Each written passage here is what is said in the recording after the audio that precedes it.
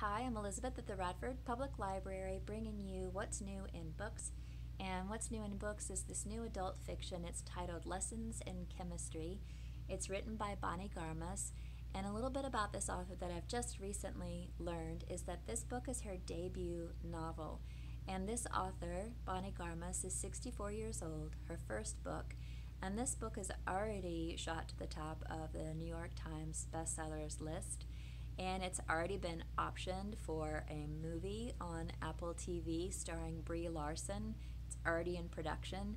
So I'd say she's having a lot of success, even though she's late to the literary scene. I think she will definitely be writing more and will be enjoying her books for years to come, I hope. But this one, her first one, is titled Lessons in Chemistry. And this is the story of Elizabeth Zott, who is a very serious chemist who's had this focus of being a chemist for a long time, but she's derailed. There are obstacles in her path. Oftentimes, this is set in the late 50s, early 60s, and women's careers are really not very well supported.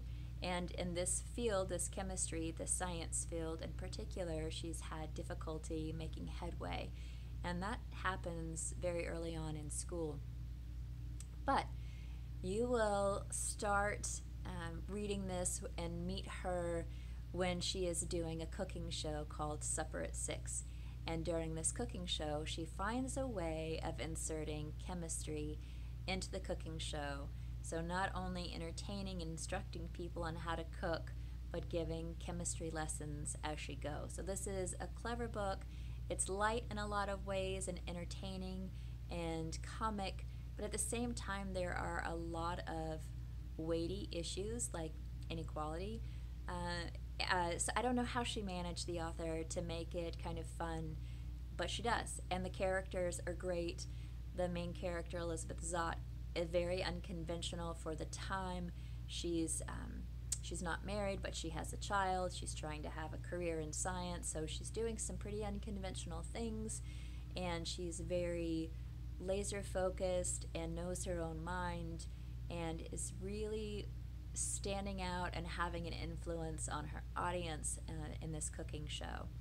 And the characters, like I said, in this story are great. Her child is really entertaining. She also has the family dog, whose name is 630. He's a retired, failed military dog. He even has a voice, so these different perspectives, I think, add some levity to the tone. But I highly recommend this if you're looking for something fun, somewhat light, something that kind of just transports you to a different time, the late 50s, early 60s. That's Lessons in Chemistry, written by Bonnie Garmus, and just a couple of quick reviews. Book page says of this that it's devastating and funny. This debut novel blows the lid off the simplistic myth of post-World War II American life. And Washington Post says of this book that, the author, Bonnie Garmus, delivers an assured voice, an indelible heroine, and several love stories. And it's true, maybe that's how it becomes kind of a reassuring story.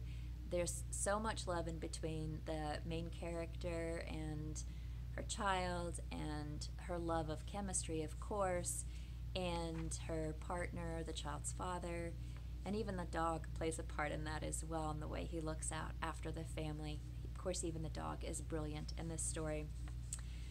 Kirkus says that a more adorable plea for rationalism and gender equality would be hard to find. So lots of good reviews for this one. If you're interested, we have it here at the Radford Public Library. Check it out. And I'd like to remind you that we do have our reading challenge going on for 2022. And the idea is that you read a book a month, but the idea overall is 12 books throughout the year in any order that you want to meet the criteria on this list. So if you decide that you want to read Lessons in Chemistry, it could meet the criteria of read a book recommended by a librarian. Anyway, thanks so much for listening to What's New in Books, and that is Lessons in Chemistry, written by Bonnie Garmus. Thanks. Take care. We'll see you soon at the Radford Public Library.